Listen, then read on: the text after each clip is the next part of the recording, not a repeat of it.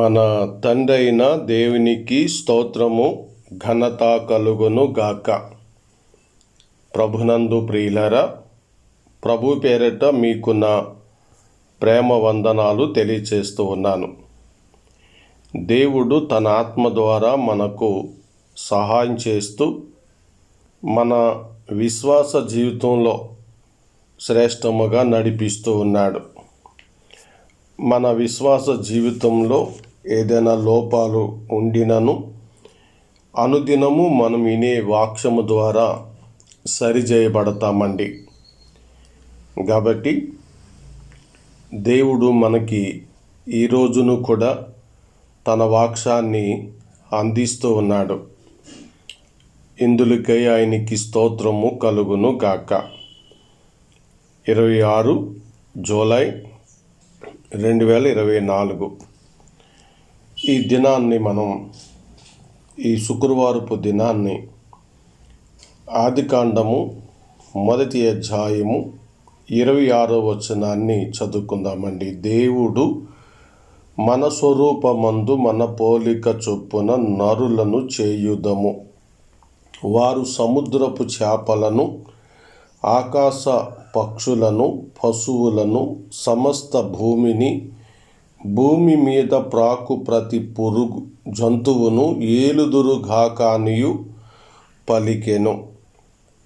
చదవబడిన ఈ లేఖనాలు మన వినికిడిలో ప్రభువు దీవించి విస్తరింపజేసి తన ఆశీర్వాదమును నింపును గాక.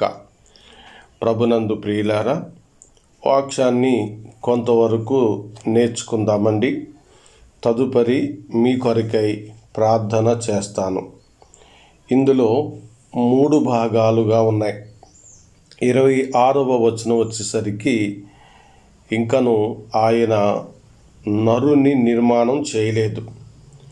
26వ వచనంలో కేవలం చేద్దాము అని అంటున్నారు. కాబట్టి మన స్వరూపమందు అనేది ఒక భాగంగా, మన పోలిక చొప్పున అనేది 2వ భాగముగా, వారు సముద్రపు చేపలను ప్రతి జంతువును ఏలుదురు అనేది 3వ భాగముగా ఈ 26 వచనంలో 3 భాగాలుగా మనం విభాగించుకొని ధ్యానిస్తూ ఉన్నాం. మనము 2వ భాగంలో దేవుని పోలిక అనేది కొంతవరకు ధ్యానించినాము. ఇంకను అందులో మనము నేర్చుకోవాలి. మొన్న సమయంలో, నిన్న మీకు వాక్యం అందివ్వలేదు, మొన్న సమయంలో యాకోబు పత్రిక 3వ అధ్యాయము 9వ వచనాన్ని మీకు ఇవ్వటం జరిగింది. అయితే అపోస్తలుడైన పౌలు పురుషుడైతేనే దేవుని పోలిక అని మనుషులందరిని గురించి కాకుండా కేవలము పురుషుడైతేనే దేవుని పోలికని ఆయన రాస్తూ వచ్చినాడు. దాన్ని కొంతవరకు మీకు విశ్లేషణ చేస్తాను. ఎలా అంటే, మనుషులందరూ దేవుని పోలికలో ఉన్నమాట వాస్తవము. ఎందుకనగా దేవుడు తన శ్వాసను ఓదగా నరుడు జీవాత్మ అయ్యెను. ఎలా అంటే, కేవలం దేవుని యొక్క ఊపిరి, అదే ప్రాణము అన్నారు. ఆ ప్రాణము కలిగినటువంటి వారు భూమి మీద ఆరిన నేలంతటిలోనూ. అయితే ఈ మొదటి మానవుడు పాపం చేశాడు కనుక దేవుని మహిమను పోగొట్టుకున్నాడు కదా. కాబట్టి లోకం అంతటిలో మహిమ లేదు.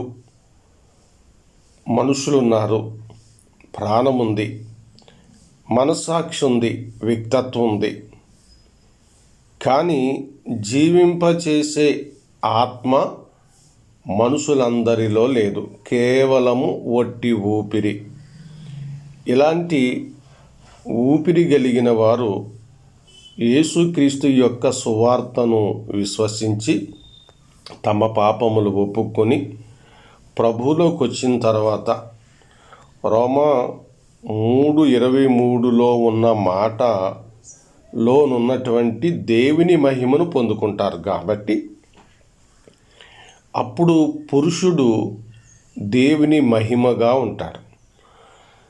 కాబట్టి సంఘ సత్యంలో పురుషుని స్థానం దేవుని మహిమ స్థానం అన్న దాని కొరకై కొరింథీ 14 అధ్యాయంలో అపోస్తలుడైన పౌలు వివరించినాడు. పురుషుడైతే దేవుని పోలిక అని.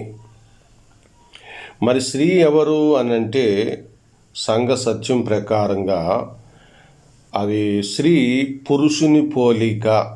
అక్కడ స్థాన బలాలు చెప్పినాడు. మొదటి స్థానము దేవునిది, రెండవ స్థానము పురుషుడిది, మూడవ స్థానము స్త్రీది, ఇక 4 ఇవన్నీ కూడా పిల్లలు అని అలా వివరించడానికి పౌలు గారు ఆ విషయాన్ని ఎత్తడం జరిగింది.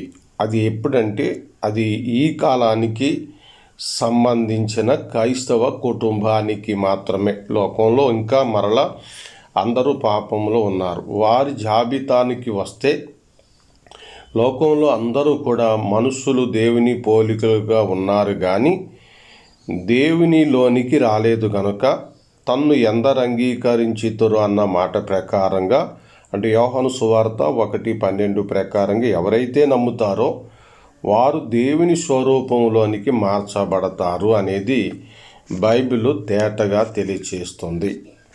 కాబట్టి పోలికలు అనే కొన్ని మాటలు మీకు వివరించాను. ఈరోజు మనం ఏలికలు, దేవుడు ఈ వచనంలో వారు సముద్రపు చేపలను, ఆకాశ పక్షులను, పశువులను, సమస్త భూమి మీద ప్రాకు ప్రతి జంతువును ఏలుదురుగాక అని పలికెను. అప్పటికి ఇంకా మనుషుడు పుట్టించలేదైనా నిర్మించలేదైనా అప్పుడే వారికి అధికారాలు ఉంటాయని చెప్పడం జరిగింది. కాబట్టి ఏలికలు అనేది దేవుని యొక్క హోదాకు దగ్గరగా ఉంటారని అర్థం అండి. ఏలికలు అంటే అధికారులని అర్థం. కాబట్టి ఇలాంటి గొప్ప ఔన్నత్యంతో లేక గొప్ప శ్రేష్ఠ బలంతో మనుషుణ్ణి దేవుడు చేశాడు. అట్లయితే 26 ఆదికాండం 26 వచనం కిందకి వెళ్ళినప్పుడు మరి పాఠం మారింది. ఆ సంగతులు మనం తర్వాత సమయంలో మనం ధ్యానిద్దాం. ఇంతవరకు మీరు విన్నటువంటి సత్యాన్ని జాగ్రత్తగా గమనించి బైబిల్ బాగా అవగాహన చేసుకోండి. పరిశుద్ధాత్మ దేవుడు మీకు సహాయం చేస్తాడు. ఆయన మనలను సర్వసత్యములోనికి నడిపించేవాడు. ప్రార్థన. ప్రేమ నమ్మకమైన మా తండ్రి, ఈరోజు మీరు మాకిచ్చిన ఈ వాక్యమును మా హృదయాల్లో మీరే గుచ్చి ఫలింపచేయండి. ఈ దినాన్న నీ బిడ్డలు ప్రయాణాలకి మీ శుభం కలగచేయండి. ఈ దినమున పనులు భారం నీ చేతులకి అప్పజెప్తున్నాం. మీ నామములో సహాయం చేయండి. గల్ఫ్ దేశంలో ఉన్న ప్రియులను ఈ మాటలు ఎక్కడెక్కడైతే వింటున్నారో వారందరినీ మీరు మీ యొక్క కృపలో, మీ మహిమలో బలపరిచిన విధమునకై స్తోత్రాలు. కుటుంబంలో ఏ అక్రతలు ఉన్నాయో నీకు తెలుసు నా తండ్రి. ప్రతి విధమైన అక్రత అవసరతలు తీర్చండి నా ప్రభువా. ఎవరైతే రోగులుగా ఉన్నారో స్వస్థతపరచండి. సాతాను శక్తుల చేత పీడింపబడుతున్నారో విడుదల కలిగించండి. ఎవరైతే కుటుంబ ఆర్థిక ఇబ్బందులు ఉన్నావో అవన్నీ తీసివేసి సమృద్ధిశాలిని మట్టికిచ్చి విశ్వాస జీవితంలో ఎదుగుటకు సహాయం చేయండి.